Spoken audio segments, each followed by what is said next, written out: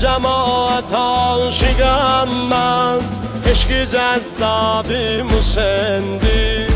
Heç kəsə baş əymərəm çün, mənim ərbabim Hüseyindir, mənim ərbabim Hüseyindir.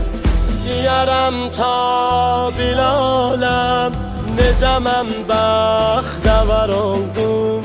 Anadan olan günümdən mən Hüseynə nökər oldum, mən Hüseynə nökər oldum.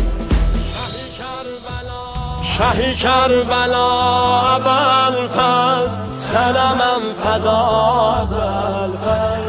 Şahi Kərbəla Əbəlfəz, sənə mən fəda Əbəlfəz, sənə mən fəda Əbəlfəz. Bir ürək var idi məndə, verdim Əbbasə Hüseynə. Mən o ləhzədən vuruldum, xakə beynul hərəmeynə, xakə beynul hərəmeynə. Çoxu eylədi cavanlıq, mən vəli bu yolda qaldım. Ağamın rozələrində mən cavanlıqda qocaldım, mən cavanlıqda qocaldım. Şahi Kərbəla Əbəlfəz, sənə mən fəda Əbəlfəz. Şahi Kərbəla Əbəlfəz, sənə mən fəda Əbəlfəz, sənə mən fəda Əbəlfəz. Üzü qavrayam qocalsam, qovalar məni görənlər. Qocalan zaman dərbab, məni qovma cani Heydər, məni qovma cani Zəhra. Ağlayan gözləri qoyma, düşər o zədən aralı.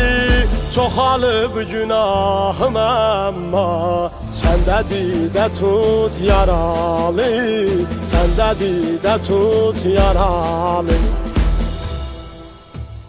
Şahi Kərbəla Əbəlfəz, sənə mən fəda Əbəlfəz. Şahi Kərbəla Əbəlfəz, sənə mən fəda Əbəlfəz, sənə mən fəda Əbəlfəz.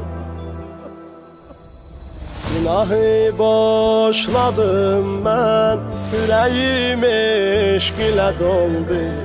Mən üçün fəqət Əbəlfəz, hər nə vardan üstün oldu, hər nə vardan üstün oldu.